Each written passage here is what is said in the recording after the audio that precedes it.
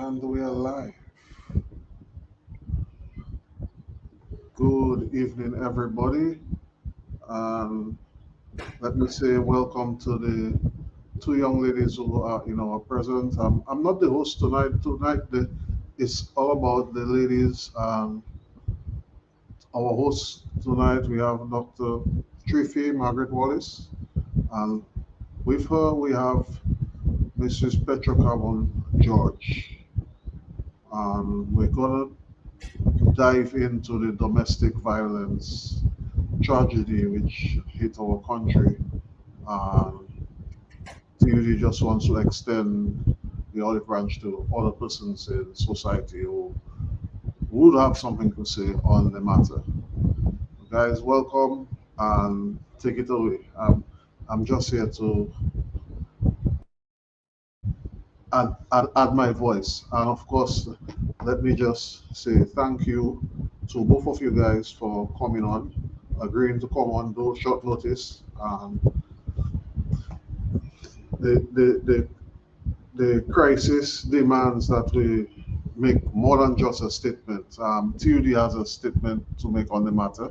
It's out on our Facebook page as well as after you all present yourself, I will present the press release on that as well. So go ahead, Dr. Triphi. Thank you, Mr. Charles. Petra, hello. Good to Good see you evening. again. Same Good to evening. Good you. evening. Yes, my morning, your evening. I'm Dr. Triphi, I'm a licensed psychologist in Atlanta, Georgia. And this is distressing. This is crisis level to have on a small island. Such a it feels like a number of different sections that just came together in such a nasty way, such a like a bomb exploding. And I feel very helpless sitting where I'm sitting. I feel helpless because I realize the problem is so big. And I say that because we can have that kind of manifestation where within 24 hours on a small island like ours, you can have two women dead at the hands of people who they've said yes to to be in relationship with, to love them.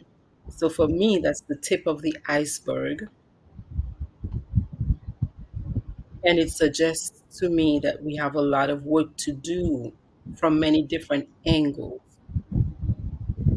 So I'm happy to share some of my thoughts on that. And I'm happy to talk with you too and whoever else might join us and to hear some of your ideas and your thoughts on this. And I want to deal with it. I want us to deal with it in a thoughtful way, in a serious way. So it's a gift for me to be able to channel my emotions about it into my thoughts, into my thinking. So I don't feel as helpless as I feel. All right. Mrs. George, your opening Hi, salvo. good evening. Yes, good evening. It's just a pleasure to be there and to just support Dr. Triphi and just share my opinion and what I think ways that we could help the people who are being abused. Because it's just crazy, as Dr. Trippi said, that in 24 hours, less than 24 hours, two or four beautiful women in our society, due to domestic violence, is now dead. Something has to be done, and it has to be done right now. We cannot just sit it back, even if it's not in our family today, but it could happen. So I'm just there to give my opinion, and on the spiritual side as well. I think the churches need to do much more work. I think we need some resources, we need some centers, because as one person said earlier on, it's okay to tell people to go, but who do they turn to? You need people to help them, people to house them until they can get on their feet. So tonight, I'm just glad to be able to contribute. That's all. I have a few questions as we go in the into the discussion. The first one being, um, are there correct? Well, first of all, if you guys are, if you both of you as women, I would just like to empathize with you all because I know you feel the pain being that you guys are both women. I myself, as a man, I cannot comprehend. I know what it's like to get at a banker. I know what it's like to get local balance, work well. I know what it's like to get that and to be saddened by um, not being able to have the person that you love, so to speak. But there's no reason or need to get into the violent behavior. I mean, the Bible speaks against those things. Um, but that said, are there any correct and incorrect approaches or ways of dealing with victims of domestic abuse? So, Carlos, that's a powerful question. I think I would start by maybe talking a little bit about what domestic violence really is. What is that? Because there are so many levels to this. Like you said, it's one thing to get the rope well and to feel very helpless, and there are many psychological issues that come up with that. Somebody actually encouraged me to do a live on rope well. There are many problems, right, that come with that. But domestic violence is a much bigger and different situation. So domestic violence is a pattern because the fact that we have this kind of manifestation suggests that this started at a very low level before it could get to such a degree that a person could feel like they could do so much. So domestic violence is a pattern of behavior that can include physical abuse. It can also include sexual abuse. It can also include emotional abuse, financial abuse. It's a way to exert control. It's a power thing. It's not about love. It's not about it's a different piece of the so the Guapwell for some people might be connected once in a while, but for the vast in large measure, many of these perpetrators have the upper hand in the relationship. Nobody has left them, and they're still doing these acts of violence. So, domestic violence is pervasive, it is life threatening, it is a crime. It is a crime to physically touch an adult in rage and anger, any adult. We give parents permission to spank their kids. We give parents permission to spank their kids up to a point. Even that is up to a point. Now, anytime one adult physically touches another adult in rage or with the intent to hurt or harm, that's criminal behavior. So I don't mix it at all with love. I don't mix it at all with relationship, like heart relationship. To me, it's about power, exerting power and control over some other human being. I have decided I have the right to do that too.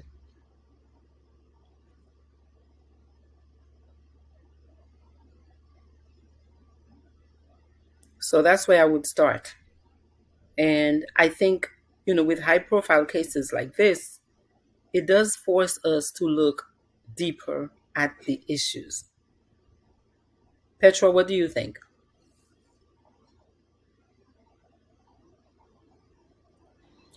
Um,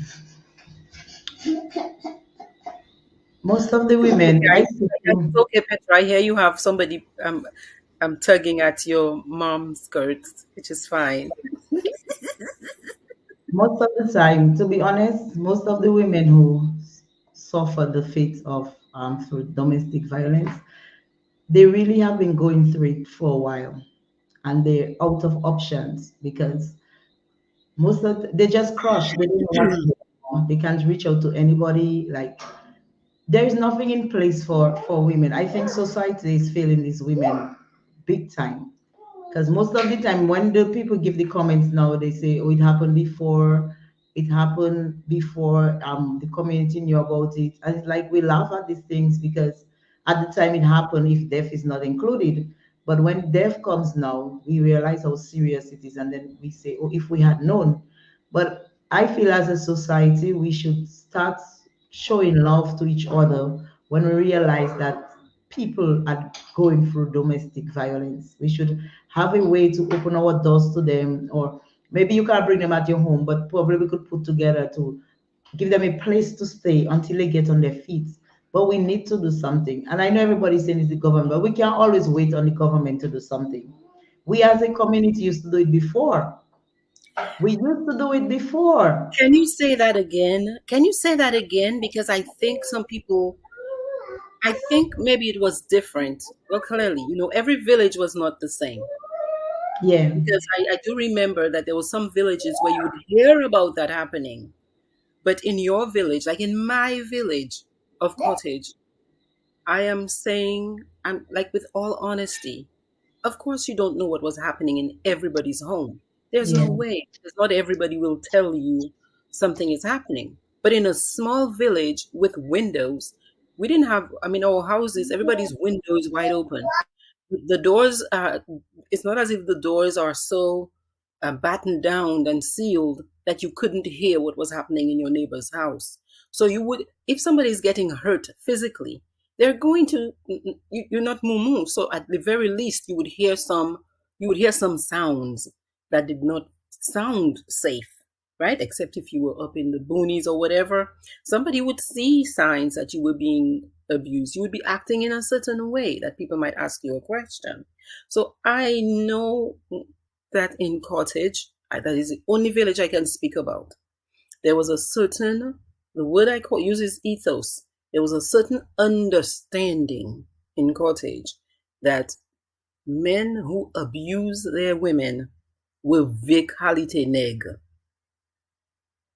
Vie qualité nègre. That was the word that was used. So even in the community, there was psychological pressure on any man who thought he was going to physically abuse his woman. Number two, and perhaps most important, I don't recall in Cottage any father, any uncle, any power, any brother, any good friend of a girl who would allow their man to beat them. I said would allow. I say that because these men check that vacality leg. I And I will remember recall that. those things. Say that again, Carlos. I remember those things. I remember this. And No, I am not an old person. I'm not 80 years old. I remember this. So yeah. there's a certain almost relinquishing.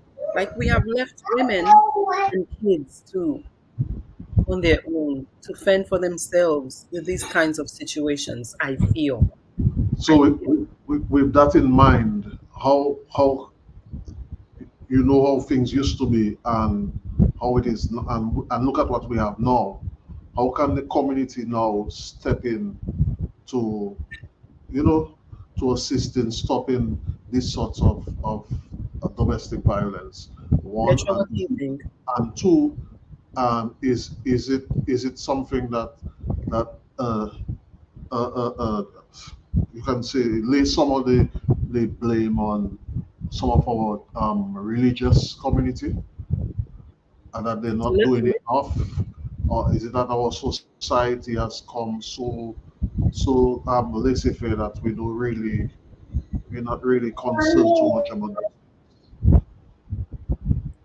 Petra, you got that one. Yeah, well, from in my opinion, looking around, I would have to say we're becoming a little bit selfish, and that is in my opinion, and that's what I see. Where some people are opening the doors to others. I think because of all the material stuff that we have now that we didn't have before, some people don't want others to come into their place because of the rug, or they don't want you to come and sit on their chair.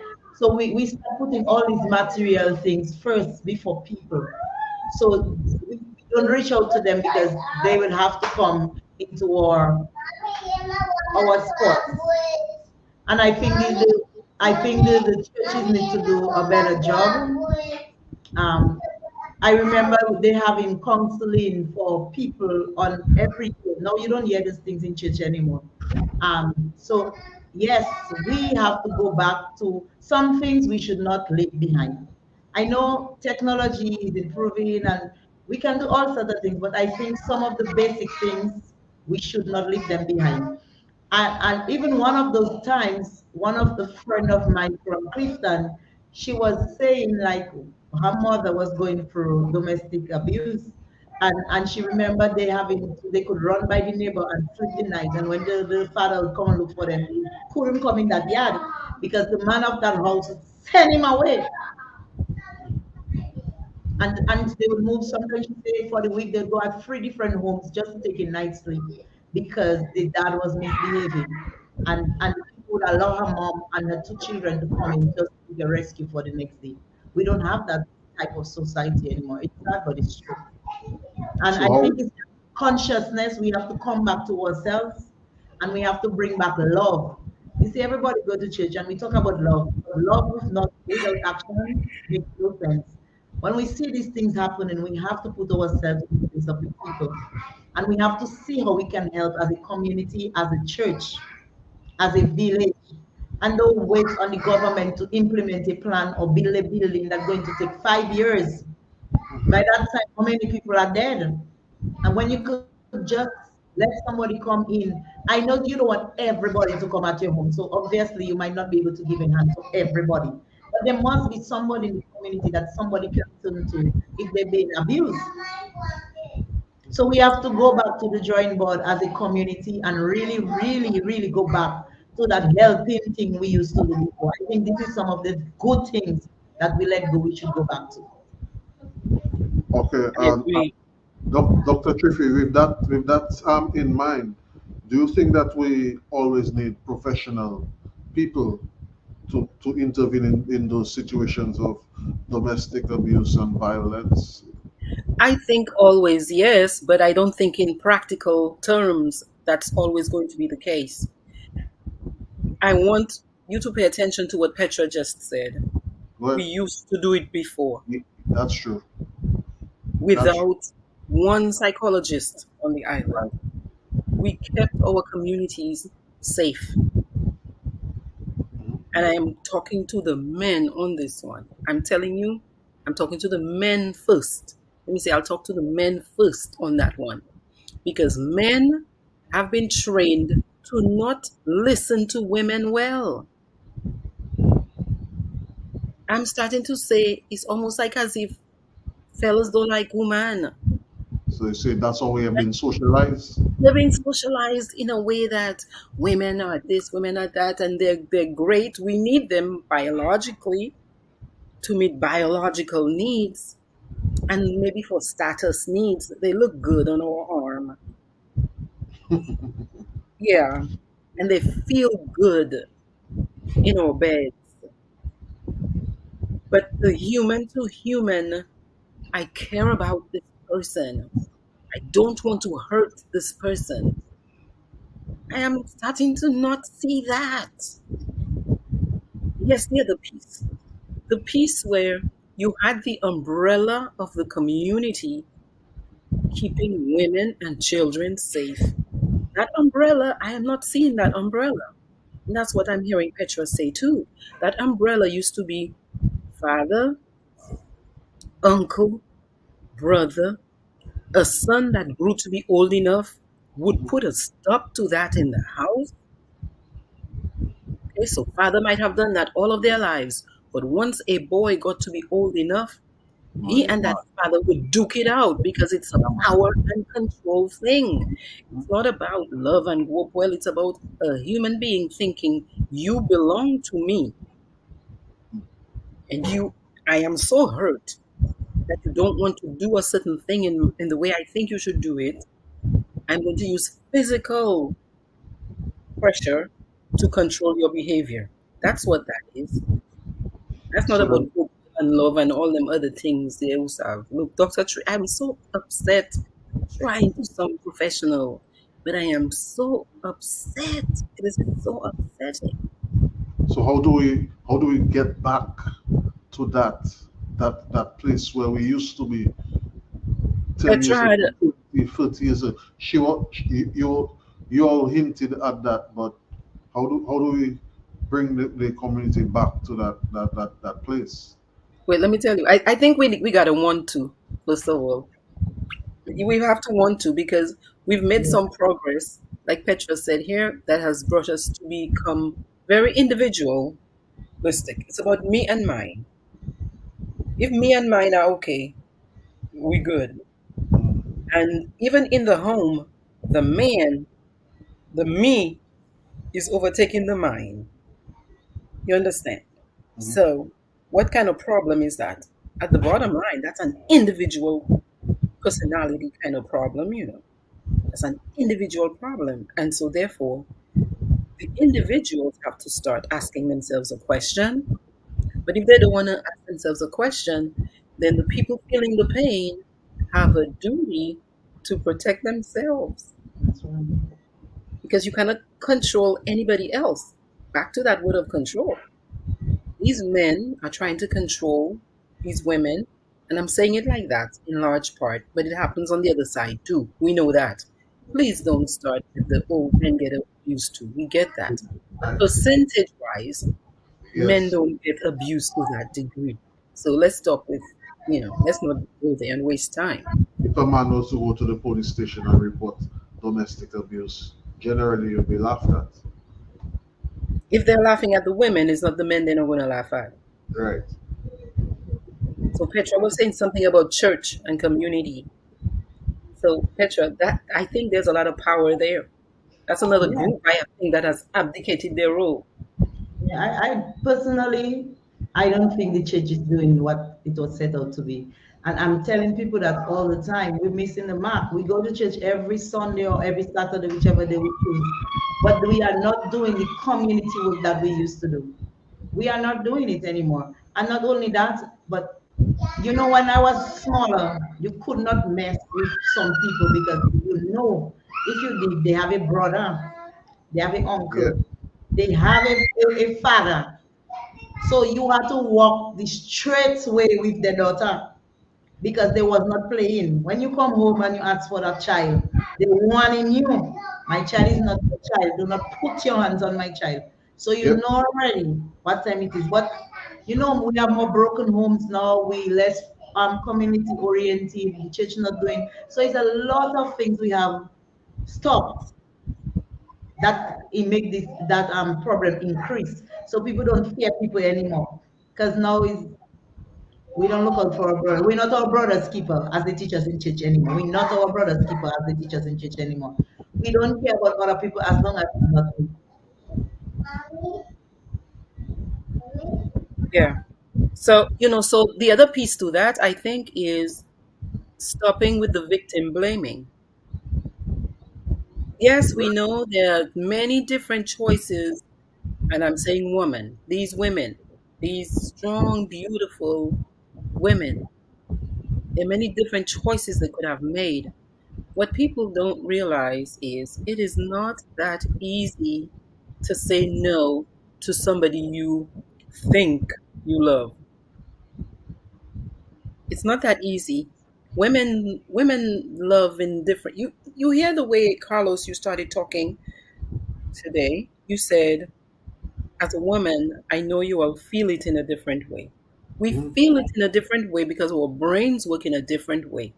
So a lot of women are actually feeling the pain in their bodies today of what happened. Like literally. If I had to guess, if I had to call many women have cried because the pain they have felt in their body is so much. Because it's almost as if they can put themselves in that person's position. For men, men process things in a different way. So a lot of men, they in their head about it, versus in their body and their heart about it. We have to stop with the blaming of women who are surviving these kinds of terroristic relationships. They're terroristic.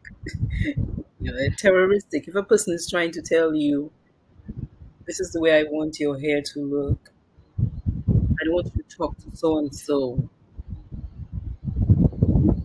I don't want you to dress like this, talk to me only like that. Mm. And there is very little reciprocity. Reciprocity, as in the same way you want me to be with you as your You woman, won't do it. you're not You being won't do that it. way with me. You're not loving me. You understand? Don't use your phone when you're around me, but when I am around you, I'm using my phone. Exactly. Stuff like that. You see, it's control.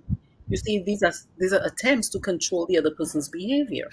Now, those things don't just start at level 10. They start with the little thing. They start with the little criticisms of like, oh, why are you doing that? Man, I would never do that. The put down kind of talk. It starts small. Oh, you gain a little weight, man. Like, Mm.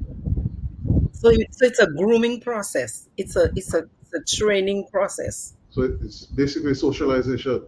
socialization process. And that can happen to the strongest woman. You might have had the strongest dad who trained you very well. You might be the smartest woman who is a boss at your work, but your heart gets involved, and also your brain, your body gets involved. Women become physically, it's almost an Attack. addiction process. Yeah, it's oxytocin bonding. Oxytocin bonds a woman who has any physical encounter with a man.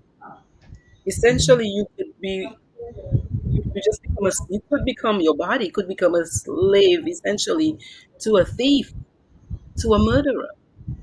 And you want to leave, but many people want to leave crack. Many people want to stop smoking.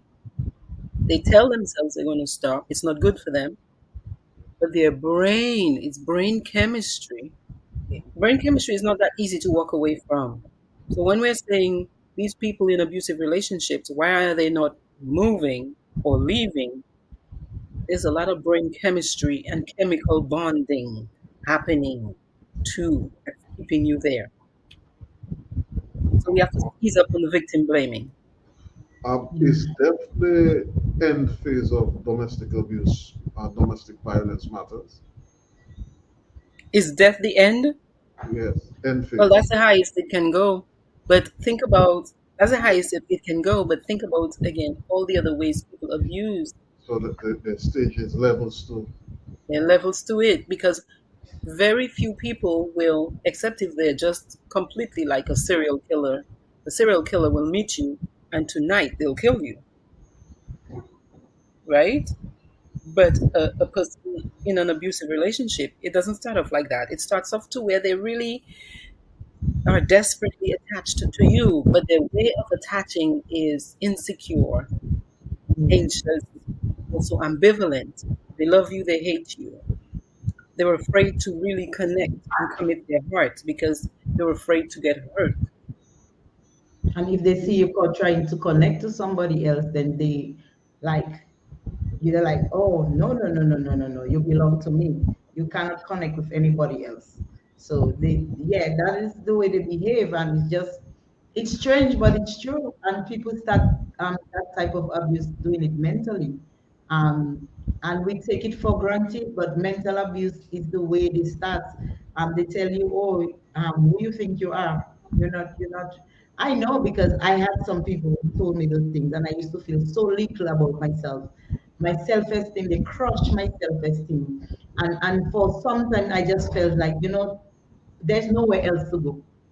Like like I start seeing you like my savior because you let me think that if it was not for you, that I don't have any value. And that's where it starts. And then if you try to get out of it, that's when they become really aggressive towards you because they realize you're not falling for that mental thing anymore. You're becoming strong. And they cannot get you to, they cannot have you become strong. So it really starts in stages, and I know what I'm talking about. I tell you, the worst set of abuse is mental abuse. I reached that place where I used to think to myself, I really start thinking I didn't have no value. I really started thinking, I started dressing different. I started stop caring about me, because that's how the person make me feel. Like, if it wasn't for me, you'd not even be a person.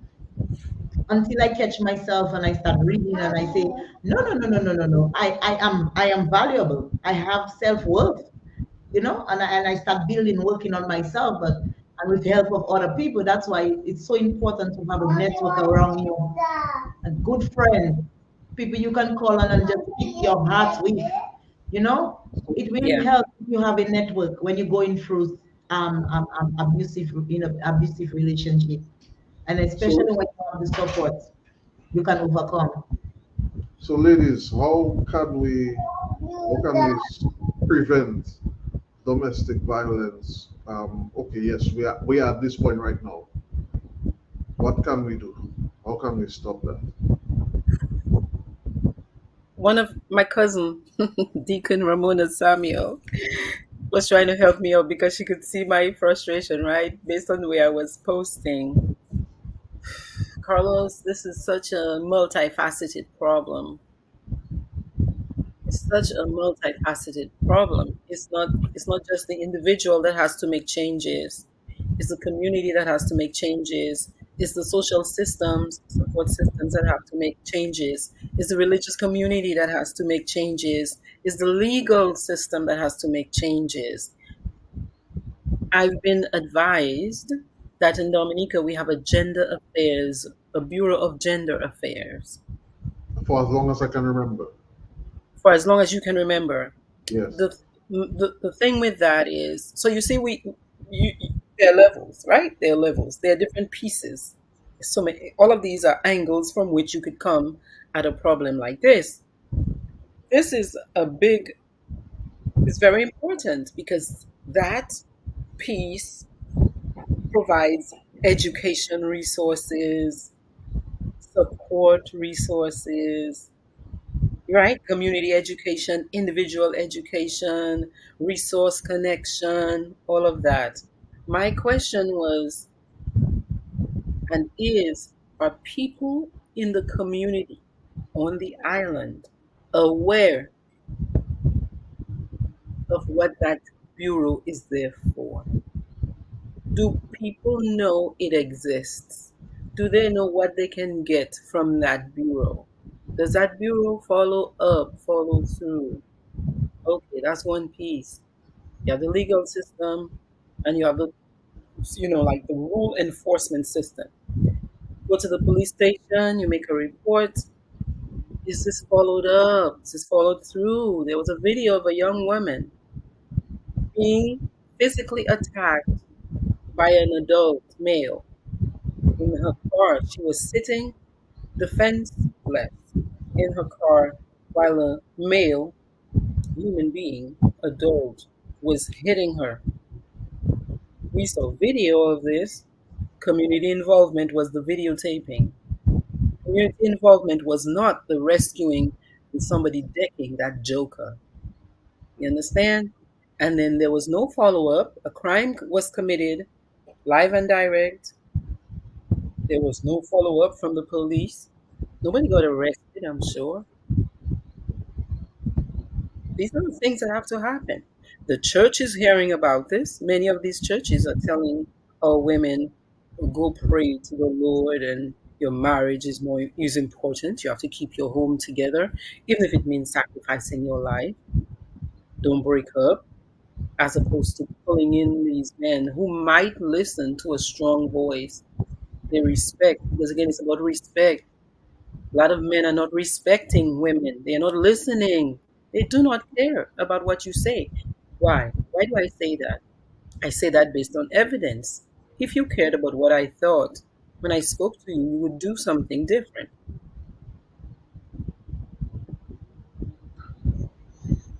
Petra, Exactly. any comments on that? And of course, let me just say thank you to our viewers who are tuned in. I see we have a few comments coming from persons. We have Vendetta, Christian Sanford, and we have Christine Dupuy, who wrote a book saying that that's one of the reasons that she wrote a book to raise awareness. Too many of us, I'm assuming the women, suffer in silence. Um, can be abused. What can the abuse do to appease the abuser in domestic citations? I'm going a little too deep for you. No, it's not that. Um, I'm smiling just because of the phrasing. So you said, "What can the abused do to appease the abuser?" I would Yes, say it's not the abused's responsibility to appease the abuser. right. I would say that the abused, although I would say that in some circumstances, the abused does have to appease the abuser. The way you might abuse a kidnapper, because this person is a terrorist. So the way you might appease a terrorist if you are in immediate physical danger. So you might have to do that. So to live to fight another day in that frame of mind, right? But for the abused, what you have to understand is this situation is not going to change. I think many people think if I just appease them or love them better or do what they said I I make was sure they doing go wrong, long. I make if sure they I go. fix myself because they're telling me I'm not smart enough or I'll never get somebody like them, they're telling me who do I think I am? Although I know over there I'm a boss, they're making me feel using words that I am not valuable. Hmm, to be abused essentially has to ask for help, has to reach out for support. That's it. You have to ask for help. You have to reach out for support. Okay? If You it, can't do this alone. It is too big. And I know it's painful for many women to ask for help because it makes you feel bad. You feel yeah. like I cannot run my life. What is wrong with me? Why did I make such a mistake to choose such a person? So a lot of self-blaming happens with the victim to the point where they just stay quiet about it and they try to figure it out alone. I am telling you, no, domestic violence requires a team. Exactly. Yeah.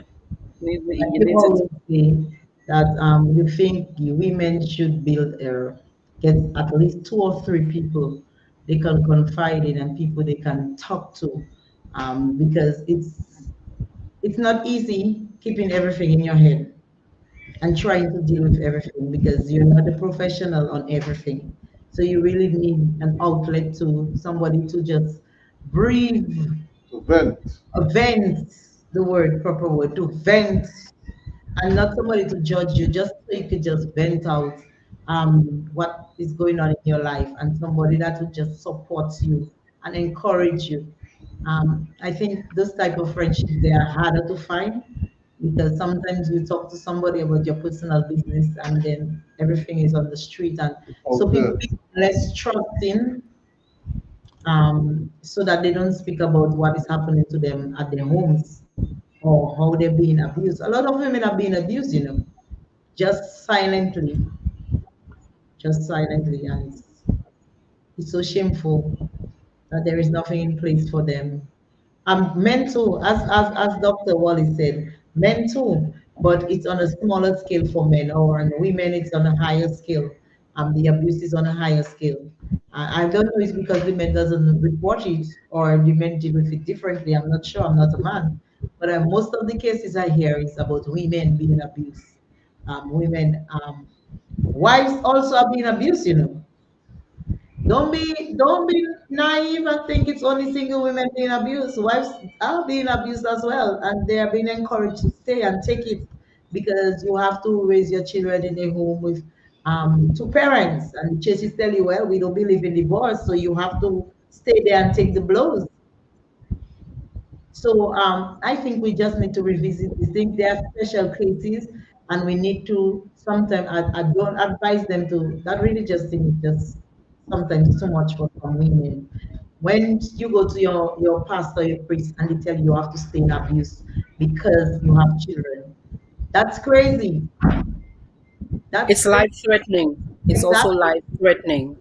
For the individual, and then when we reach to that point, when we reach to the pastor or the priest, which we think is the highest level we can go, and that's the advice that we get, then that's it. We just stay and we just become a punching bag, and we just stay until it escalates, and sometimes we're so defenseless we can do nothing. We I'm really glad do. that you mentioned the men, Mrs. George. Uh, I would like to ask you two women though, to what extent, in your opinion, that the men are abused? That's so.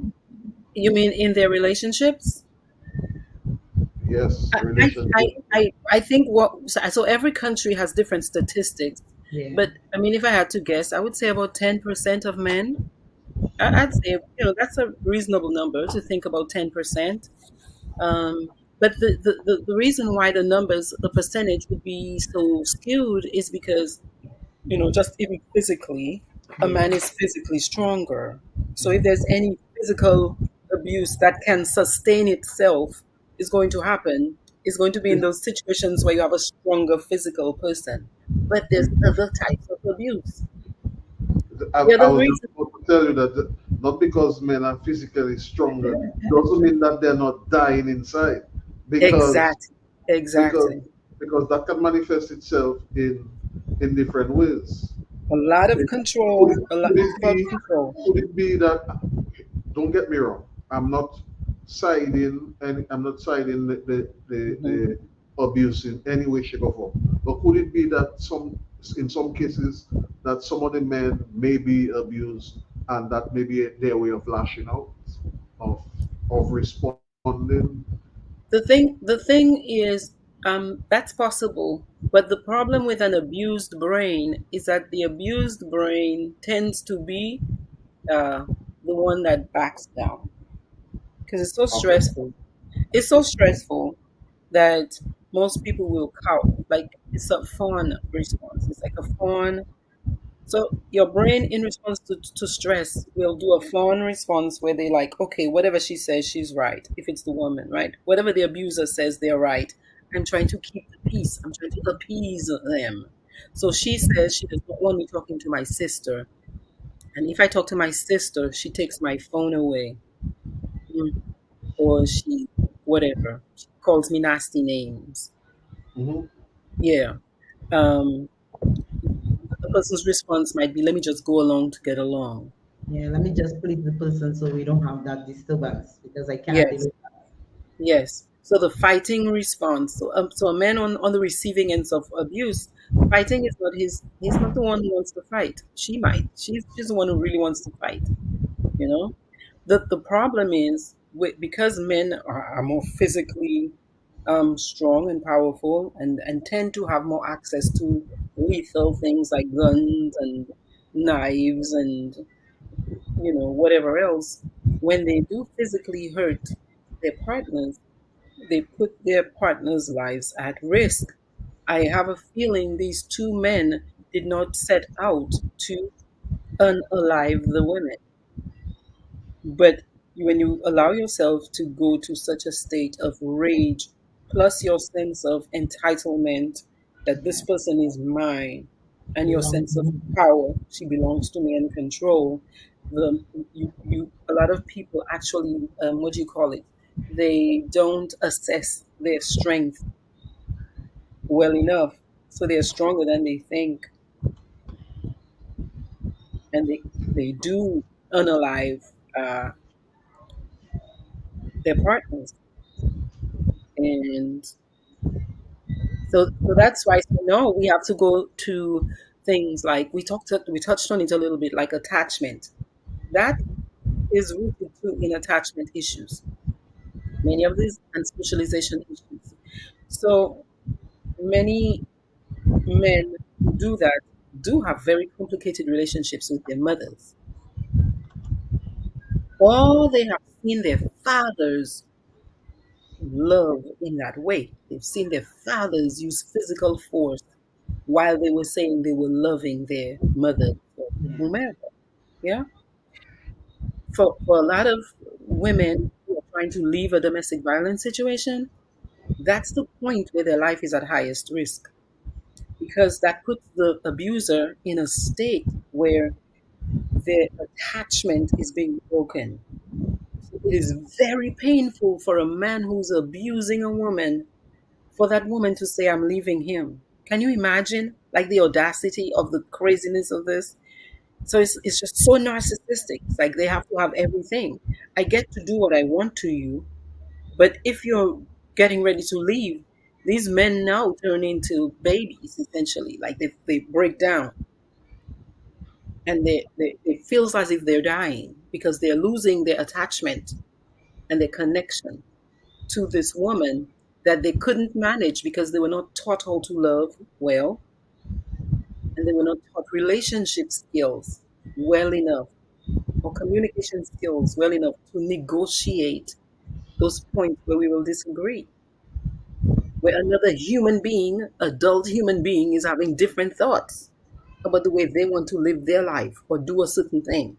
There are many men who break down over this because they lose, in their minds, control over this other human being. And it becomes life threatening for the woman. Exactly. And what about the over glorification of sex and macho behavior and the commercialization of women as sex Objects. objects to I sell know. products? What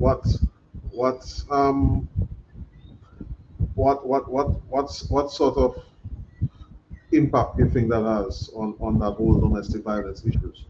I hope that you guys are also seeing the questions and comments from the viewers. Yes, Um, we'll take some time and answer some yeah, of them. if But guys this is, will take some time and respond to your yes. your feedback. But yes, let's get to that. Petra, what do you think about that? I think, to be honest, sometimes I really get mad as a woman that if to answer pencil, they use a woman, naked woman, to advertise a pencil, and I trying to understand what. You're trying to understand the link. What is the Yeah, connection what is between the the link pencil, between a pencil the and a pencil and naked the book? woman? And I don't The know. I get connection is brain. pen. The connection, Petra, is brain chemistry, because the way the male brain works, that's the connection. So you're only trying to sell it to men then? Well, it's not, well, when they use the woman like that, yes, they're also trying to sell it to women, but using a different angle. We want to look like a certain kind. So they go towards like your vanity. A beautiful woman is doing it, so that's your vanity, right? Um, Ramona is pointing something out there. Unresolved trauma has a lot to play in this. So a lot of these men are they're poorly loved.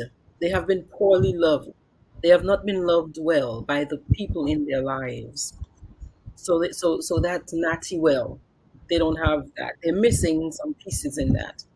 Um, People, especially, like, I'm going to say especially boys, right? Because the boy child is a little different than the girl child. A boy who has not been loved well is going to be very farouche in certain ways. Farouche is a word in Dominica for wild. Like there's a certain wildness that won't have been soothed, or like there's certain edges that won't have been smoothed. And there's a a certain level of anxiety that that person is going to have when they're in a place where they have to be vulnerable, like in relationships. If I feel as if I love you so much, if I think I love you so much and you are not loving me back, although my perception is skewed because I haven't really been taught to allow people to be who they are, or that, even if they love me, they have a right to disagree with me. If I haven't been socialized well, I mean, that's a nasty combination when you mix that with a strong person who thinks it's okay to put their hand on a woman. And there are a lot of broken. All of us are broken on some level, but relationships are so powerful. They're so powerful. This love business, what we call love, is a misnomer because a lot of us are not really loving. But that kind of attachment, emotional and romantic attachment, it is life threatening for many people. You get pregnant, you're at risk of dying in pregnancy and childbirth. Hmm? You get involved in a romantic relationship, you cannot handle it if the person decides they're going to leave you. Ukachweko, ukachwekunga. Life threatening. A lot of us mismanage love. We mismanage love. It's very, very crucial then that is we were talking about the levels. How do you fix it? At this point, it has to be on an individual level. Me, I can only go towards individual because I'm starting to feel like my throat is coming out because I don't think whomever the systems are not listening. The people who are managing the systems, we're not reaching them. I They know. don't have an awareness, enough of an awareness of the importance of that. Like that's a dead letter to me. So I think, We're saying that it should be from a from an institution standpoint. well, it has to be from institution all the way down to individual. Right. But I'm saying the institutions have access to the funding and the money Exactly. to pour in, to educate, to have the shelter, to have Exactly. the counseling. Resources, they have the resources. This And takes and we money. need the resources. Obviously it does. We need resources. And if I'm just saying if you cannot handle it, but you see somebody that can, well, let the person handle it, but give them the resources to do so. Yes, Right. yes. But if that, so for right now, you could be screaming and screaming and screaming, and that's not happening. I think you have to go down now to the individual. I go down. We're Yeah. talking about the churches. The churches, they seem to be doing something else. I don't know what the churches are doing with that piece. Whatever it is, it's not enough. They're not listening much either. They're listening a little more, but I don't think they're listening much. I think they used to be doing more. They used to be more involved. Your priest, your pastor would be in your house, in your community, eating at your table. They would know what was happening. They could put a little word in. People Yeah. were more, they would listen, right? The people themselves would listen more to their priests and their pastors. A lot of our priests and our pastors have gotten to saying many things that are turning a lot of people off. So I don't know that many people are trusting. Yeah, because so many people are not living what they speak, that we as individuals, when we see it, and it's just a human nature, we say, why should I listen to you? You cheat on your wife all the time. You can't come and tell me in my relationship how to do my life. You not no different. You're not an example. They are not examples anymore. I'm sorry to say it, but it's true. I see it all the time. I hear people say it all the time. Oh, who you think it is? And most of the people that say that they don't go to church, they are the one who out there in places where I don't go. And they say, but you should see where I see the pastor. And I was like, no, no. When you do that, the community lose the trust in you. You can't go to the man on the corner and tell him, hey, this is the right way to treat a woman. He will look at you and say, excuse me, what? And you cannot treat your wife properly, you forget why you see you. So they don't come to you because they know what they do wrong and they know you see them. So you see the problem is right there. And it's not everybody. I'm just saying, majority of the time when I hear some men speak, that is how they speak. They say, Mr. Can't tell me nothing. Mr. Can't even talk to his children at his home. That sort of thing, you know? So then the priest had so much, or the pastor had so much influence is the word I was looking for in a community. Now they don't have it anymore. Nobody respect them. So that means you got to go drop down another level. Okay, Yes, yes. Carlos? So you move Got to down and keep you have to dropping come right down. down to yourself now. That's what I mean when I say that I feel like women and kids in Dominica are largely on their own. Because So as you that keep dropping down from community, you go to family. And as I say, I grew up in a village where your father, your parent, your uncle, your brother, your friend that you were going to catechism with would défonce a person if they step to you in a Exactly. nasty sideways way. You understand? But if even that covering is not there, Like it used to be. it's got to be now down on you. You on your own. Okay, you're on your own. Well, ladies and the men in that situation, you got to do the best you can and start choosing better from the front end. Take more time investigating people. Look at their ways a little bit. I know that what you call it, we're not always dating within our villages anymore. But Dominica is not that big that you're gonna take a little bus and go stand over and ask other people questions about that. Learn the family before you make these big commitments to people. so how do we Okay? prepare the How do you children prepare? to avoid those abusive and toxic sort of relationships? A while ago you spoke from being top down. So now we have another crop coming up. Another level down. That's it. Right. You're So you're right. down there with that Petrol, crop coming up petrol your now. turn. Petrol your And, turn on and, the, that. and the cycle is going to continue if we don't do something. Yes. What do you say to that, Mrs. Judge? To tell you the honest truth, sometimes I am really, really scared for the generation that coming up. I'm telling you. I am scared, scared, scared. My daughter is 20 and I share everything, not to a large degree with my daughter, because some things you don't want to tell your kids because they're not mature enough to handle your mistakes and they might interpret it wrong. So you have to be careful also how you give that information and at what level. But I tell her, I sit and I speak with her freely and truthfully. And I tell her, you're going to meet some people and you might fall in love with that person, but that person is not that person at all.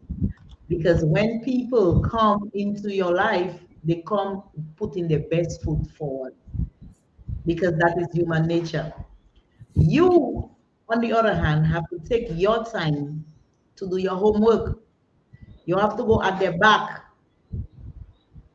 investigate for yourself, meet them unexpectedly. Yes, you have scheduled dates and time where they will pop up themselves and be on their best behavior. Catch them when they're not on their best behavior. Just Surprise update. them. Yes, Surprise. surprise them. Drop by their mother home. And if Yes. they're telling you, don't come at my mother home, that should be one red flag you should be looking at. Absolutely. Because You there have is to do no your way work. I'm dating and you tell me don't come at your mother home or don't drop at your home unannounced. Really? No unannounced? That should be a red flag right there.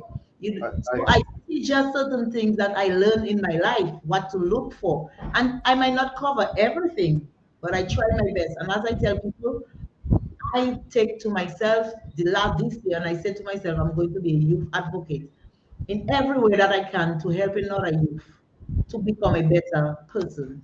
Because we have so many people, young people, who just dive into things that they're not ready for, and the consequences are very heavy.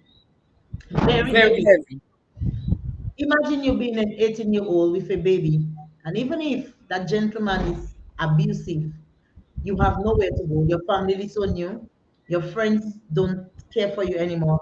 You don't really belong to any church. So you on your own, and the pressure is really hard. You're just 18. You're hardly an adult. And the person might be more mature than you, and then you feel stuck, like you cannot get out of the situation because there's no system per se to help you to get through that system in on itself. So you take all the abuse that you can. So as Dr. Wallace said, it's It's you have to tell yourself that you don't want it, and you have to say and look for help for yourself. And I think if more people reach out to people and speak about it and do like me, everybody is here at say they say Petra crazy. Not that I crazy, you know. I'm not crazy to say that I crazy to do mad things. If you hurt me, you weren't going to know you hurt me. You're not going That's to it. love somebody else and pretend you didn't do nothing to me. I'm so sorry. Yes, You're not going to know you hurt me. So somebody else will hear the story and they will look and see if you have the same ways towards them. So you're going to go scot free. You cannot do that, okay. But somebody else will hear that story. I will tell people what you do me. And people have to learn to speak up. They say, Petra, oh, you don't afraid anybody, you know, but I'm not so I'm shy. I say, well, you have to come brave because if you don't, then you get to suffer on your own. You have that's to it. be open and tell people what you're going through. I can't help if I don't know, you know. And I That's it. cannot give you an advice if I don't know what you're going through. Yes, I might not be at your home and you might not want to leave on, but I can advise you how to take care of one step at a time because you cannot tell somebody that in a 10 years relationship to just leave the person and go. That's right. You can't. And even if they go, the most likely they go back to that same person because they have developed some trust, they have some closeness, some so they miss that person because we're human and the person is not all bad. There's some good things about the person that you will miss. And little by little you see you get enrolled back, you're right back into the situation. So it's a process. So we have to put things in place for the young people coming up now because as you see, young people are becoming adults and they are children themselves. So our society have changed. So we that older and know better, we have to make a network for them because they're going to suffer the consequences worse than us. We have to try to form a network where they can feel safe. And that is why I take in myself and I decided I'm going to go out on a limb and help people. I don't care who bring up my past. My past is my past.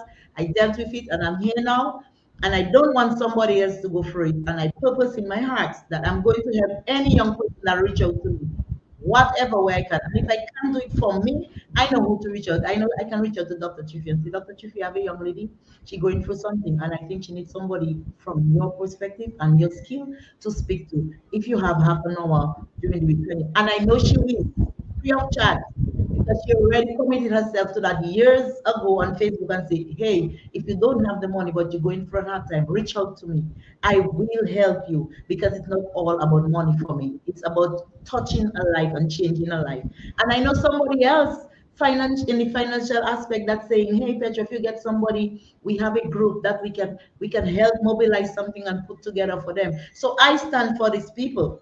And I will do the networking and do the branching out and reaching different people if I have to. But I must know what you're going through. So there are people who are willing to help other people, but the people have to reach out to us. And I tell people when people reach out to you in this situation, please, and I beg you and I ask you, do not put their business outside. This is one of the reasons they keep it to themselves because they want to still live their life in the eyes of society on that type of level. They don't want everybody to think of them as being soft or being, and most time we call people that being abused stupid. I know. True, we call them, oh, you got a little stupid. If it's me, I'd leave Mr. already. But Mhm. the other person that's saying that going through abuse, they're just going That's right. through it quickly. That's So right. we have But to be in a careful how different matter. yes, we have to be careful how we address these people because they are vulnerable and they're looking for somebody to help them through it and not to criticize them and so most time people just stay and take what they get because They nobody feel alone. yeah, in this world and this hard time. So we They really feel have to alone. we So, really so have you're to talking be support very system. involved. Yeah. And I will say that again. I hear everybody saying want to blame the system, but remember the system is made up by people. Exactly. It's us. Yes, It's It's we versus the us. system. When It's yes, when us. I'm the director of youth affairs or gender affairs, I'm a person. Exactly. The name does not make it what it is, the person behind it. So we are all people. So first we have to see things as put ourselves in people's position so that we can be better able to help them. Because unless you don't come in my shoe, you don't understand what I'm going through. So in right. Dominica, and people say, oh, are you always talking about Dominica? Well, that's where I'm from.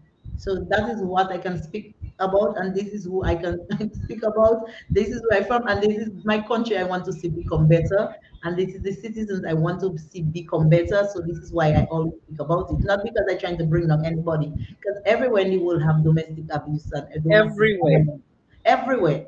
But what we are saying, there are things we can do, and there are people who can help to minimize the amount of domestic violence that we have in our little population in Dominica. What about the comedic responses to domestic violence issues? Comedy, like people making it like it's a joke. Yes. I would say that's a bit pathological, meaning it's mental illness. That's mental. It's a way that some people use to deflect from their own anxiety when they think Yeah, about it. It's a way to deflect. It's an emotionally immature way to manage reality. But some people are emotionally immature and unwilling to feel the pain of what is happening and what they see in front of them. Another way some people cope is to tell you that you were being, why are you talking about Dominica? I don't even see where Dominica comes into that conversation of domestic violence. I think, yeah, I don't even understand how that could even be a point because domestic violence happens everywhere. it, you're dealing with the problem where it is today. We've woken up and there are ladies gone. exactly. Two ladies gone within the span of 24 hours on an island where used to be you might have one murder per year. So if you don't think that's a problem that is screaming for attention, I am not the one with the problem here. I'm not the one with the problem here. So, we talk about what do we do then? It's got to be where you start where you have power. You start where you have some control. You start where you can actually do something, which is why you hear Petra saying, "Well, I am making myself available." And I have done that myself. I have said that myself. So something I decided I'm doing this year for Dominica is to do a clinic day. I just haven't talked about it yet. I'm going to do a clinic day once a month on like the first Saturday of a month for about 3 hours, 9 to 12, where I'll just ask for people to reach out to me via Facebook, via WhatsApp, via wherever. Let me know that you want to participate in that clinic. It's free of charge for up to 3 sessions, free of charge. But there is something called reciprocity, right? Where you have to offer two.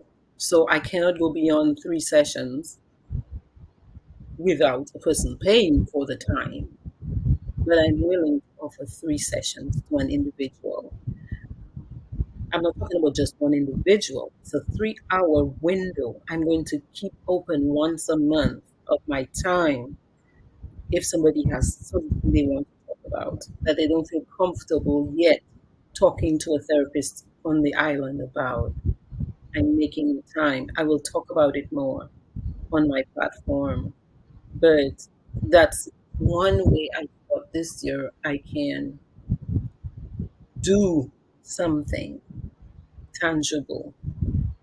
I feel like us, we have to become more engaged again.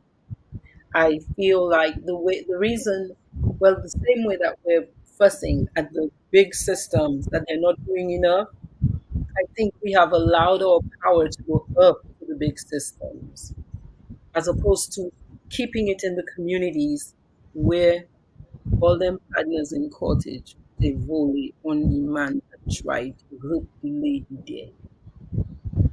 Power is with us. We got to take that power we've given to systems that are not working for us, pull it back down into you, the individual, into the wiser, older women sitting and talking to the younger women.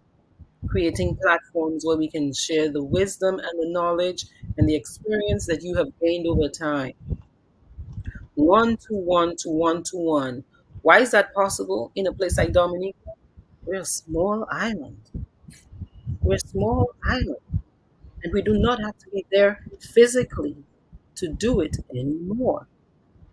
I could be sitting in Japan talking to young people via Petra's Youth Empowerment Summit on a computer. So we don't have those limitations anymore when it comes to at least sharing information. We have to do better. The men, fellas, listen, all of y'all know it. Non pakakute fam. Stop. Mompaka? Non pakakute fam. Oh, Si yo kakute fam is few and far between. Paske si nom te kakute fam, yo pare ke ka fe tout se bagay sa yo ka fe la la. If men were listening to women, by and large, there would not be so many cheating experiences, hurting experiences. I hear some young fellas saying, women doing this, women doing that, but scale wise, level wise, the abuse is disproportionately coming towards the women. So that means when the lady's saying, ouch, this hurts, the men are not listening. mm, What I know for sure is when the brother talks, when the father talks, when the power give another man a sanctus or a touch or a pat on the cheeks, a lot of behaviors, bad behaviors stop. A lot of bad behaviors stop and they never even start with just the threat. So men have to be talking to men about this. Women are tired of talking. I think women right now have to become like really like just guard yourself selfishly and let people prove themselves to you before you offer your softness and your sweetness to people who are not willing to manage your emotions and your life with fidelity and with care. And it's your job to see that. It's your job. It's our job to see it. So we the parents who are socializing these boys, who are not taking our responsibilities properly, and we're not teaching our boys how to respect themselves first, because you're disrespecting yourself as a man to do that to a woman. You look bad. You look like a punk running around cheating on your wife with that's all how I little say. reasons in the street. You look like a weak punk to me.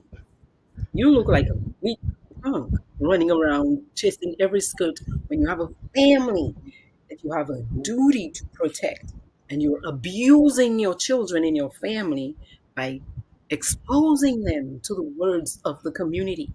All little woman and child on the street looking at you and your children and your wife as less than because of your choices. You're putting your hands on women, making them look bad to the rest of the people around them. You're the one who are out of order. You're a weak punk. Okay, you might not want to change. That's where the other men have to step in and check you and tell you, bro, you are out of order. See, it's not You're, like mess, that. you're messing up. Messing up. That's the men that have to check. The men have to get back on duty. Got to get back on their task. I'm Do done with you it. do I you just have think that patience with this. some of this has been contributed by the little drifts in our culture? I mean, culture culture 40 years ago and right now, the we have had certain changes, and of course, socialization is not just local. Right now, it's global. With the advent of the internet, with more access to TV, more access to various cultures outside. Do you think that has crept in into our own cultures and kind of messed things up? Both. I think we had some problems in the way we thought about women and children that got a little twisted. What I mean by that is we were very, and still continue to be very, tapped into the idea that the man is the head of the house and that the man can do, he's the king of the castle. But you're the king of the castle. Do you realize how much responsibility comes with Mhm. that? How much responsibility comes with that?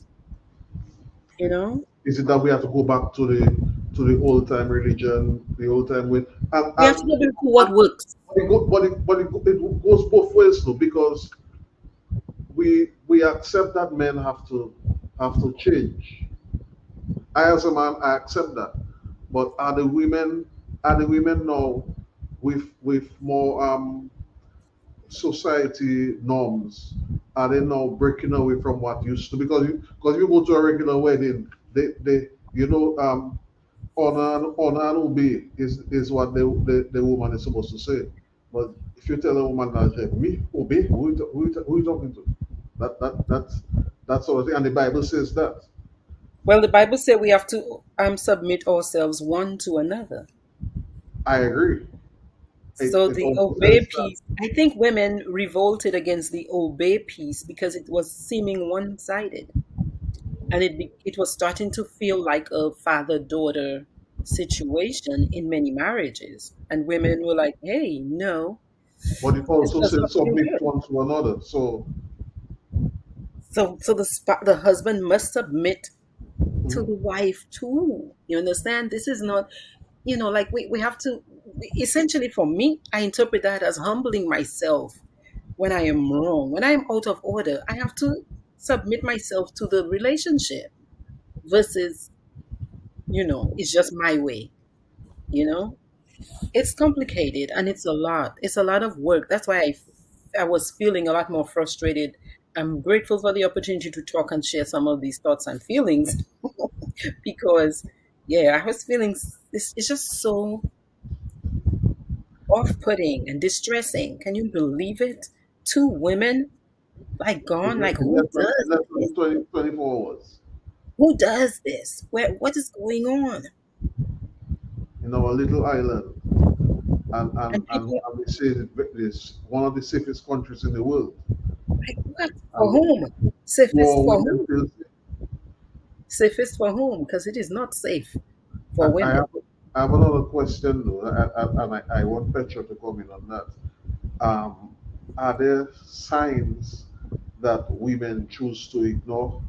Because I mean, you're in a relationship with someone, and you alluded to that earlier on when when you said that it starts with the little things. Yeah. The women choose to and you know the kind of person that you enter into a relationship with. And one of our viewers, Mamis, she mentioned something. Who do I call to find out more about you? Or if I have a problem with you, who do I call to talk to you that you will listen to? And I don't and Mamis is not just for the men; it's for the women too. Well, Carlos, you say you want to ask Petra. Well, trust me, there are lots of red flags that Petra ignored just because I felt to myself that if I give that person that chance, most probably, if I love them high enough, if I love them more, if I please them more, that they will change. That they will change. So at the end of the day, women do it because they really want to give the another person the benefit of the doubt. But sometimes the person is so caught up in their ways that you just most better you just cut and go. But we do it because we want to give the person a chance. Yeah. So we're not doing it because we're stupid. I think what it is women see. You see their problem. You see the red flags. You're hoping. that they listened to you when you said that that thing hurt. And we communicate that. Mhm. What I'm saying is what I said earlier. By and large, many men have decided they do not have to listen to women. Because if you were listening to me, the person in the relationship with you, you would be trying your best to hear what I'm saying, ouch, about. And you would consider making the adjustment. The mistake that we are making as women is we are not following through on holding people accountable when they do not respond when we say ouch. So, women have to pay attention to what feels good for them and what does not feel good for them. A woman knows when something doesn't feel good. You have a responsibility to say, ouch, you might not have meant to do this, but when you do it like that, it hurts. I don't want that feeling. What do you think about trying that in a different way, doing something else? If a person says, who do you think you are? No, that is not your person. Mhm. And you don't need to hear that more than one time, really, for you to listen and hear you yourself. The person said, who do you think you are? As a response to you saying something hurt me bad, the person said, oh, you're exaggerating. In response to you telling them this thing hurt me. This kind of stuff doesn't change much without serious intervention like hardcore therapy. Right. But it is up to the lady, it's up to you in the relationship to say, ouch, I don't want that. And if we're going to be together, that cannot happen anymore. But if it happens anymore, you have to terminate. The problem is though that some of these people will not even refuse, will not even allow you to terminate. Because after they have not responded to your request to change their behavior, they still want to control you to say you cannot leave me. That is where we need support from our relatives, from our friends, from our police, from our gender bureau, because this is what's happening with these deaths. This is what's happening with these deaths.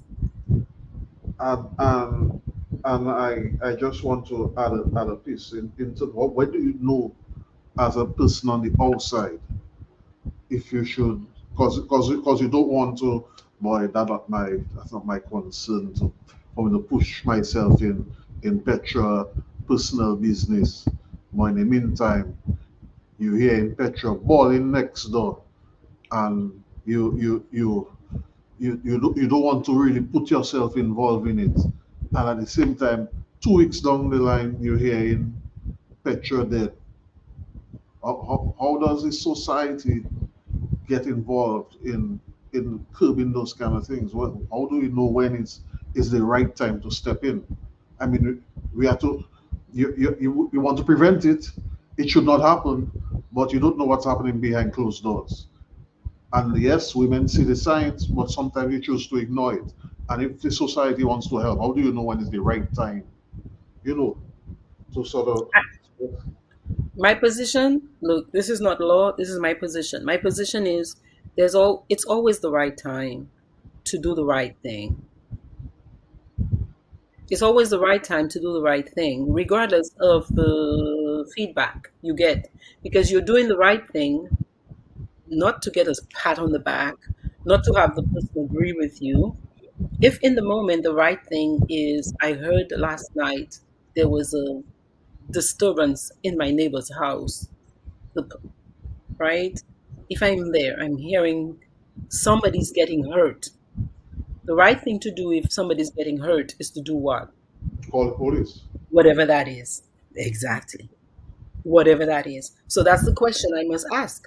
It's the moral question. So it's our morality as the individuals that's also just hazy and blurry because we're like, I'm not intervening now.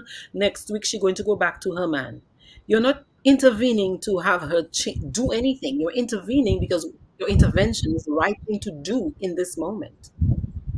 Not Right. because it's like giving a person money. You have a relative who might be going through a hard time. You give your relative a gift, not because you want them to give it back to you or to do anything. You're doing it because in your heart, in this moment, that's the right thing for you to do. So, what is the right thing to do with that video of an adult physically attacking another adult? The woman sitting in the car, and the man. What do you do if you see an adult physically attacking another adult? It's not their boyfriend or their wife. Nobody gives a about that. They're adults. You see Mhm. that happening. You call the police. That's the right thing to do. And let the chips fall where they may. That's it.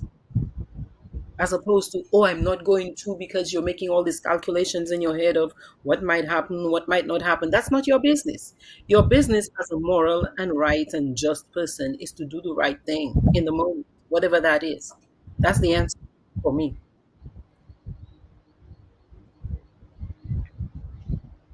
As you were Petra. saying that day, I start laughing because I remember when women used to go by the river and wash. Hmm. When they go by the river and wash, everybody talking about what had happened at their home. And everybody had the support of each other. Oh, when I was going through that with my husband when we were young, this is what I do, and this is what I do. So you see, because they had places to meet, and they feel free to Makes sense. express themselves. But now everybody are washing machine at their home, so nobody goes Individual. to the river anymore and watch collectively. So I think some of the things, yeah, a lot of things change. But when I look at life, I say the way we used to live back then, it looked like we were more connected than now when we have everything. Exact. Because Petra is correct. It's because it's this stuff is about support. It's about support. And there's a lack of support.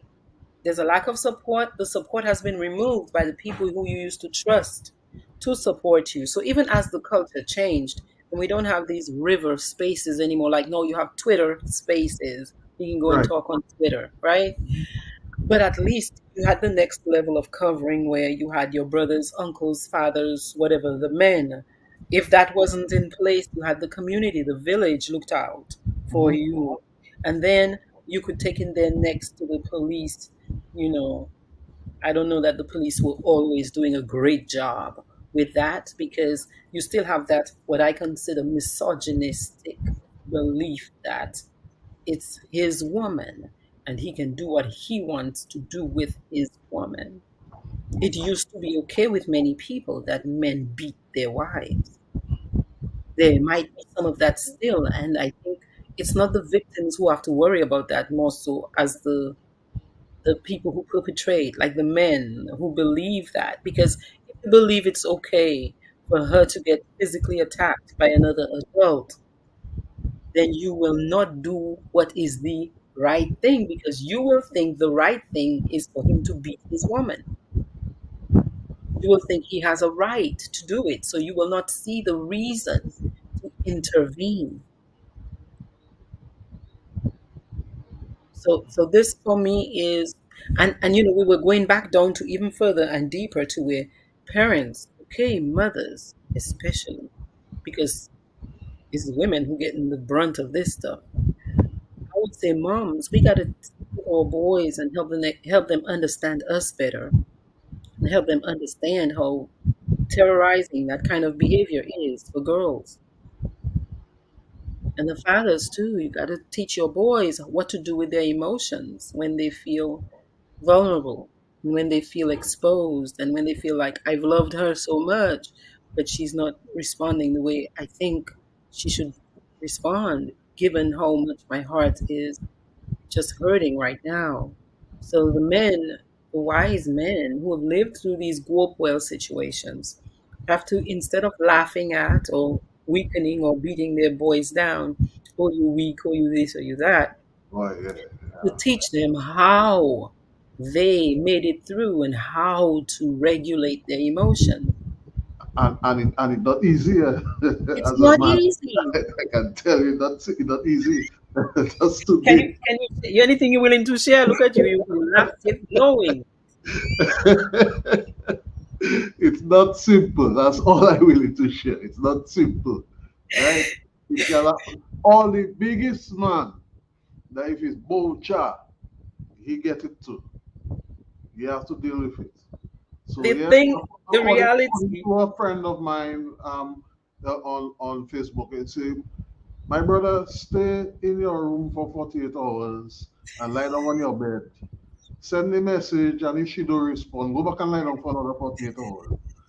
But you know, the response cannot be for you to take a cutlass exactly, because exactly. there's life after that. That's There's right. life- Right? As a man, I cannot, I will never condone those kind of behavior. And as a leader, I, I have to condemn it. But but as a person as well, I have to try and see how I can empathize with them and just talk to them. Well, if you have any such tendency in your mind, try and get away from that. So Ramona has a statement. Ramona says, when I was around 12 to 13, my father met me in the middle of the street and beat me. Nobody stepped in. Nobody cared to step in. Everybody thought he had the right. So the thinking was messed up. He did the same thing with my mom because our society has given way too much power to men. I would say to men who have not learned how to manage power. Right, We're seeing it because that's right. the natural. It's not us. We can't. The society is not wrong for following that model because we're primarily Christian.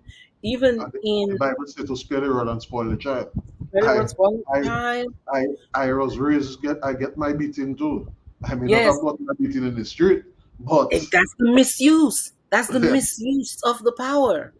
That's the right. misuse of the power and the But misuse and the community not stepping in to say, no, bro. Ah, wow, wow, wow. I say.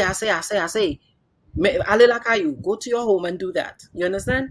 And even if you're doing it at home, don't try to hurt your child. You need them for tomorrow. You want them to survive, don't you?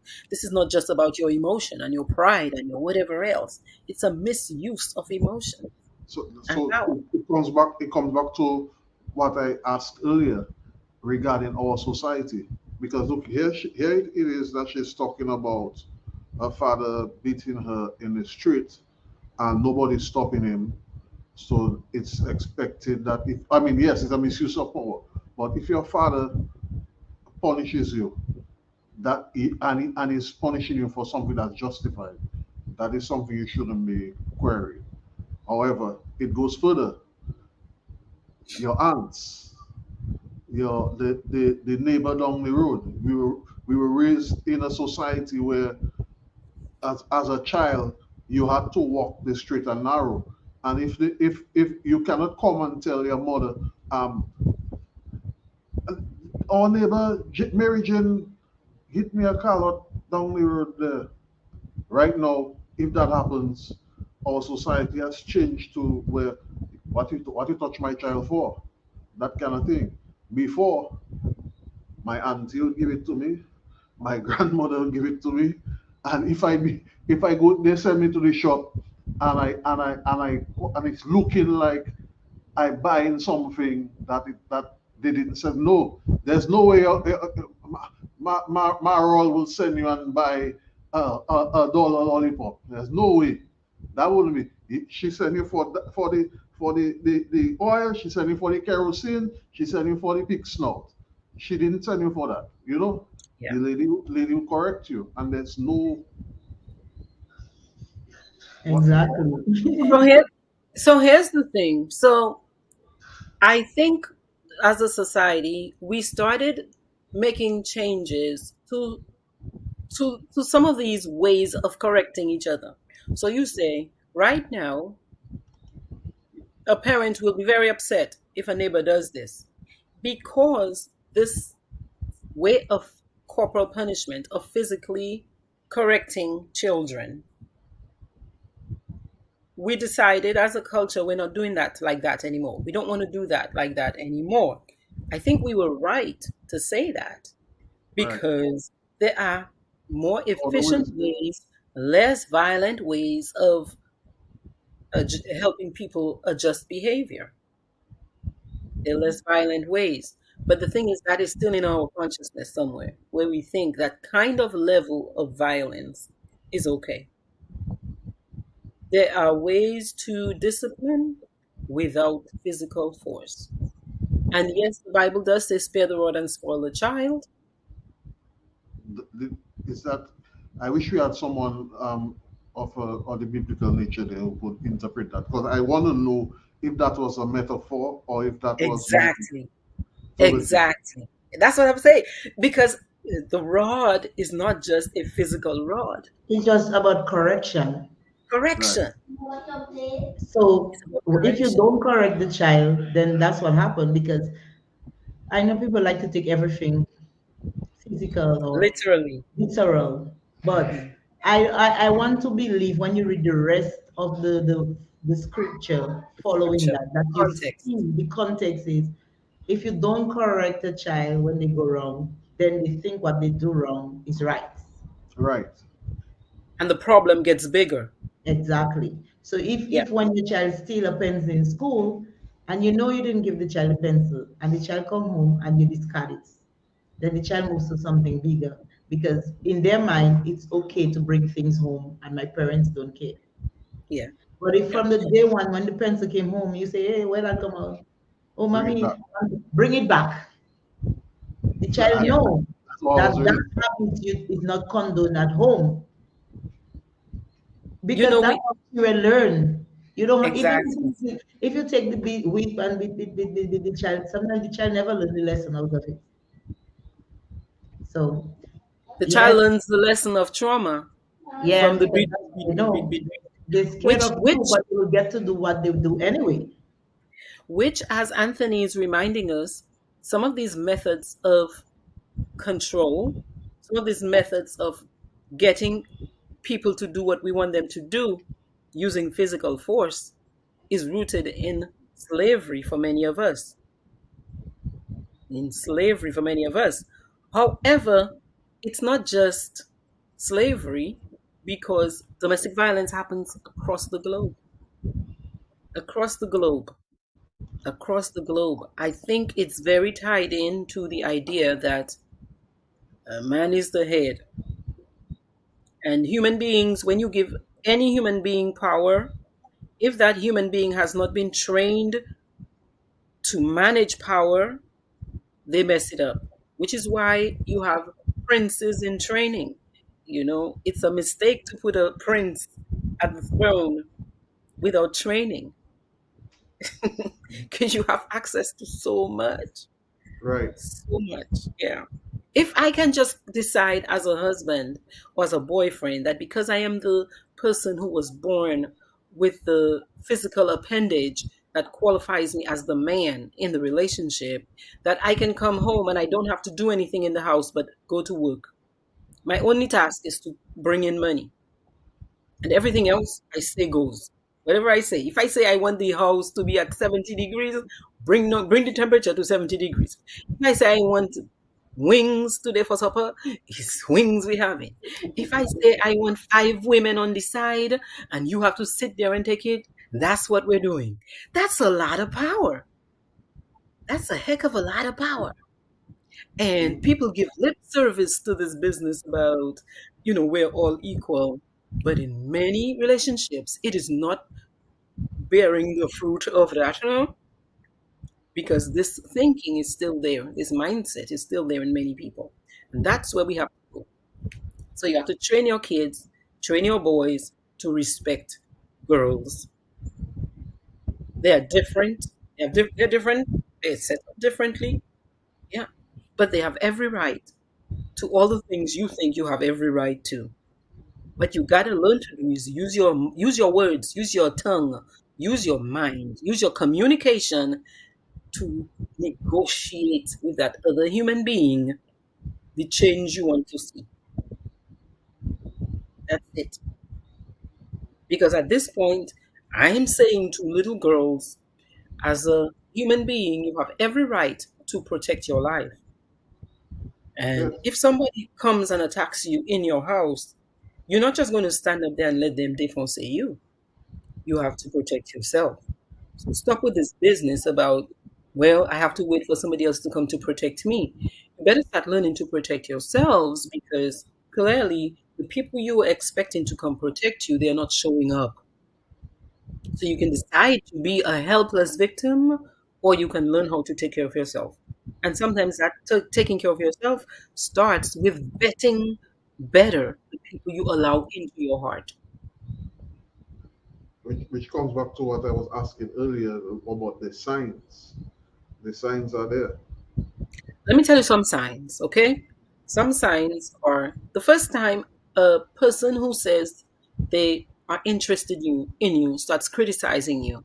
That's where it starts. It starts with little, oh, I don't like that.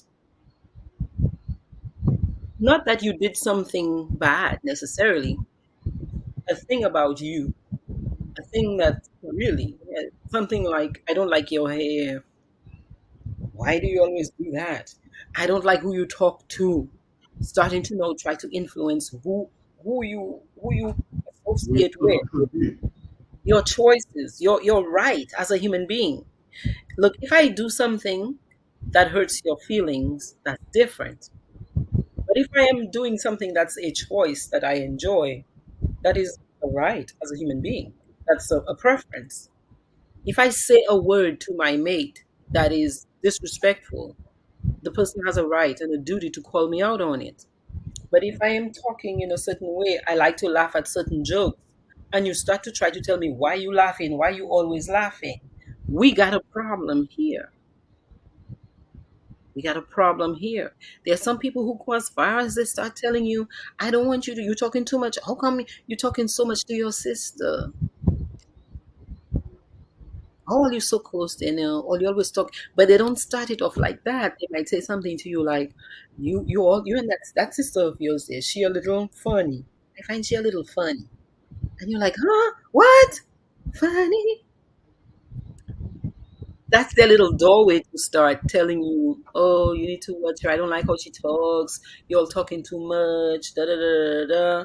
This is when they start trying to isolate you from your support system because they must peel you away from your support system. They must become the For the primary control. for the control and the power, and to also remove you from your sources of support So to weaken increase your the vulnerability. And let me tell you, that's why I'm saying a lot of boys don't like girls because you're essentially setting me up to destroy me. You're setting me up to attack me, to make me weaker, as opposed to coming into my life and the two of us building and growing together.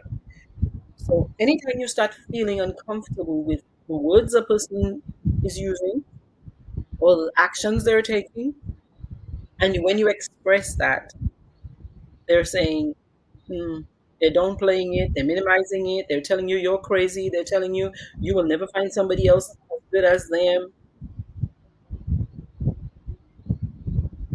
Walk away. Before you walk away, though, you try to negotiate because there are people who just don't it's realize just that a they're pooper. the way. Yeah, Just a pooper.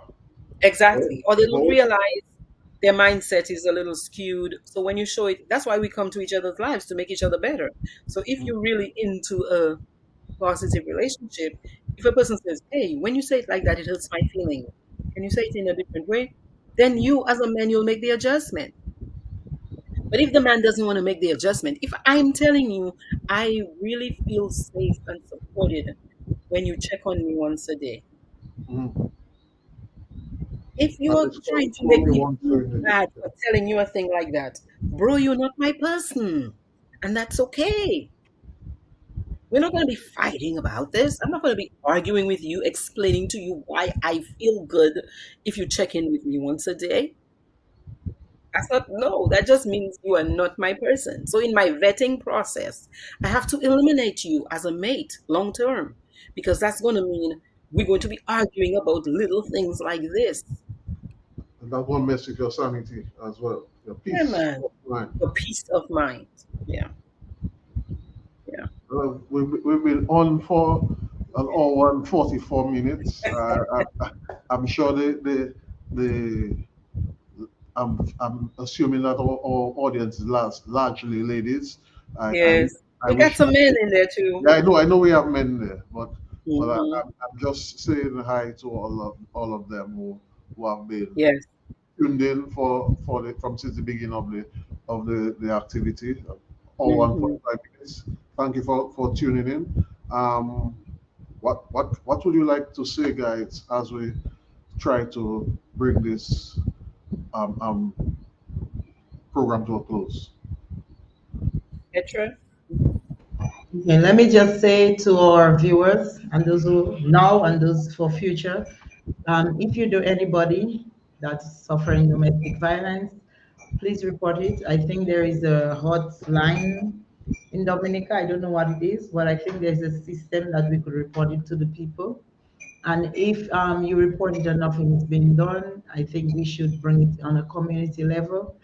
And you could find somebody that the person could speak to and try to encourage people through domestic violence to speak to somebody. Don't just keep it inside and don't try to work with it yourself because we all need somebody. We all need somebody. God did not put us there to be alone because we need somebody. So find somebody you can trust. As Dr. Wallace always say, get at least two friends in your circle, two good friends that you can call whenever, that you can speak to with whatever. People you trust, people that trust you back, people that respect you and will listen to you. So 2023 coming, let's make some changes from ourselves first, with ourselves first, and then we can change our people nearer us to us and get positive people in our lives. And I think if we start with ourselves first, and then with those people surrounding us, we will become a better community and a better person to somebody else, and as this goes to a better country, we will not always stop everything one time, but we will minimize domestic violence from happening from time in our little country, Dominica. Doc? Yeah. Yes. So I want to acknowledge and say thank you to all the people who participated too and who shared their thoughts. The themes I'm hearing are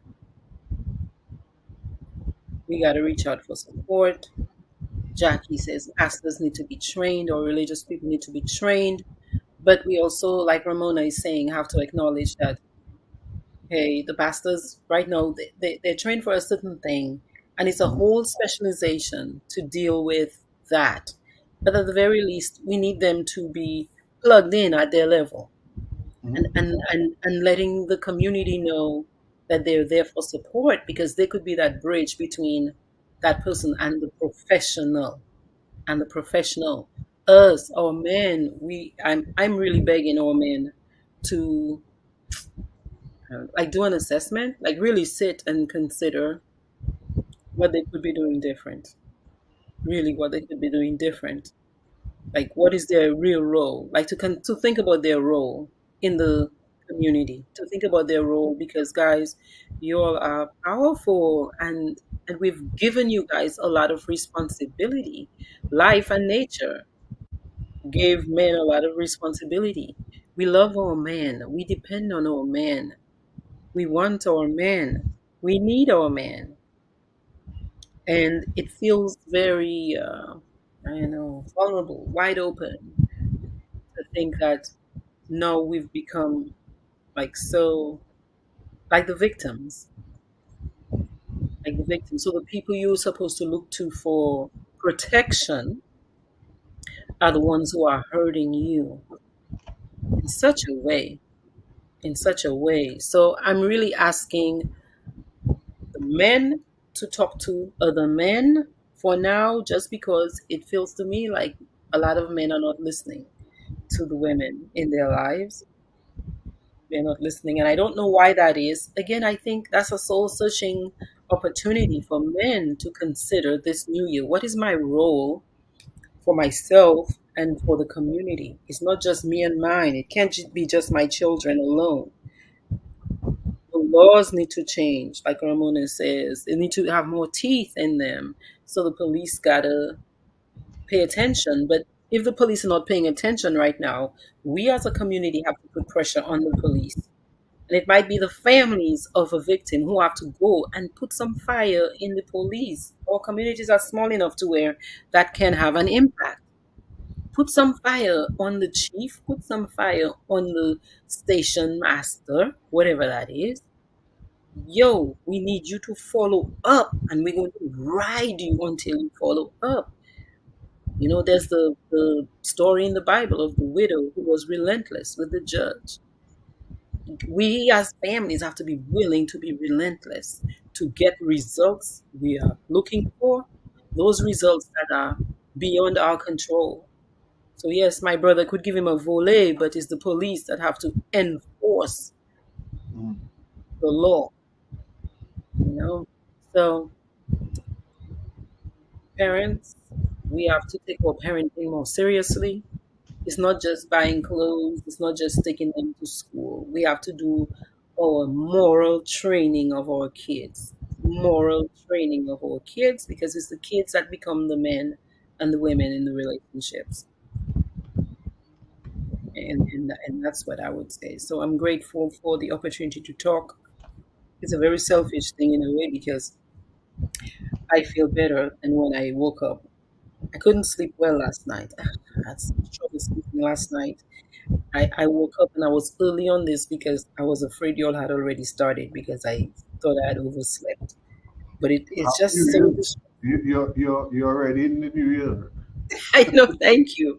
I want to wish everybody Happy New Year. Like I said, I will talk more about this, but I've decided to do a clinic day for 3 hours on the first Saturday, I'm saying, of every month for this year at least. I'm making the commitment for this year to be to create a space where people from Dominica, if you're in the US, you have access to health insurance, you know. So it's not for people up here. It's for people from Dominica, 9 to 12. If you're having a psychological, emotional situation, you can connect with me and I will make time for several people. It's 3 hours, so about three people, on that day. We got to do better. We have to do better. We cannot look on the government to fix all of our problems. Like, this is a multi layered problem. We have to start where we have control, where we do have power and influence. So, ladies, your influence might be crossing your legs until you have vetted this beautiful gentleman who is coming to you asking to get into your heart. That might be where it starts for now. So, yeah. From a political standpoint, Team Unity has a statement. I should have read it in the beginning of our program, but please allow me to read it right now. As we get set to usher in a new year 2023, a moment which is normally accompanied by celebration, we must now mourn the loss of two young women who were brutally killed in the space of 24 hours. Team Unity Dominica extends heartfelt condolences to the families, relatives, associates, and friends of the deceased Dr. Velma Valmore of Kalinago Territory and Avenel Charles of Mount Prosper. Both women were allegedly killed by their male partners in what appears to be instances of domestic disputes turned violent. The entire Dominican community is plunged into anguish, and TUD joins other concerned voices to call for tolerance and reason in dealing with all forms of disputes. domestic violence, and other forms of abuse appear to be commonplace in Dominica. And our plan to institute a government policy when in policy, our plan is to institute a government policy when in office to address this issue. On page 9 of our 2022 General Elections Manifesto, we declared that TUD will establish a national refuge for abused people that would cater for persons who suffer from all forms of abuse. Our program will extend into placing women into protective custody, safe and away from their would-be abusers. In the meantime, we appeal to women and girls, boys and men as well, who are in abusive relationships and other unattainable situations to reach out to someone you can confide in and report such abuse. We invite members from the Dominican community to be your neighbor's keepers and say something if you witness or even suspect any form of abuse. In many instances, the abuser is someone who is morally and socially deficient, and TUD pleads for us to be a gentler society. The gentler society idea is in line with our party's national renewal plan, a bold and new comprehensive overhaul of the systems of state, education, economy, constitution, elections, and others. We are mindful of the physical, mental, and emotional repercussions of domestic abuse. We expect that trained public servants, private sector agencies, and professionals and others will reach out to assist members of those families that have been directly affected by the back to back killings. We are sorry about these senseless killings, and we hope that in the new year, 2023, it will bring us closer together and be one Dominican community. This is our statement for December 31st, 2022 on the back-to-back killings. Ladies.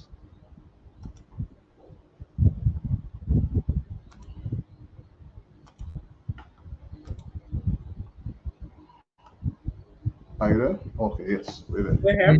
We're here. Yeah.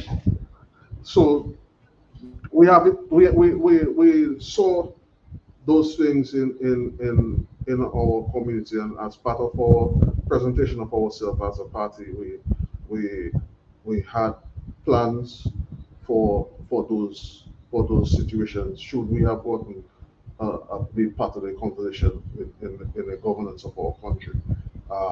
Of course, we still offer solutions to those in charge should they want to use it. But in the meantime, let us do what we can control. If you see it, you hear it, let's each try and do something about it. Thank you. Happy New Year. Yes, Happy New Petra, Year. happy New Year to you. And guys, our viewers who have been patiently listening to us, thank you for viewing and happy New Year to everybody. Let us all reach out to everyone and be more patient persons as we get into this new year. I myself, I'm just going to get ready to go ring in the new year in church and, and start off the new year right. Um, Thank you for you two wonderful ladies for being engaging in this panel discussion. I see everybody enjoyed this program, and we look forward to many other programs with not just you, but if other personnel or men need to come in as well. I'd like to invite put it out there that we'd like to Please. engage the men on these topics as well. So Yep. Yes. So before I have a couple suggestions. Somebody referred me to Abu Suleiman. Are you familiar with him? As a gentleman, and Tunes Life. They said there are a couple men out there who are talking a lot about this already, and I'll send you some of those names, and because I okay. think we have to engage the men more to hear the men's side, like how the men are thinking. I know we just ended, but I was just responding, looking at a post, and some of the men are reminding me that many of the homes are single homes, and It's women training these boys. I mean, I can help to him understand more about what's happening with that. But these are all these complications. It's a multifaceted, it's a deep problem. It's not one thing. And so we all have to talk more with each other so we can come up with solutions that work better for all of us. Okay. All right. So I'll Definitely, look yeah. forward to hear that, and we'll see how we can work something out and get that going. Yeah. Um, Happy New Year. person, Happy New Year, everybody. Thank you for viewing, and we look forward to engaging with you guys. And the next time we look out for Team Unity's New Year's presentation. This tomorrow, as usual, will be on at 3 p.m. presenting our New Year's program. But on behalf of all the others in the team who are working behind the scene, or all the producers helping us as we, I'm not the only person. It's not a Carlos party. Carlos is working with a team. So on behalf of the team who's helping me as we move forward, thank you everybody for tuning in, and ladies, thank you for being part of the program. Thank you. Thank you. Good night. Appreciate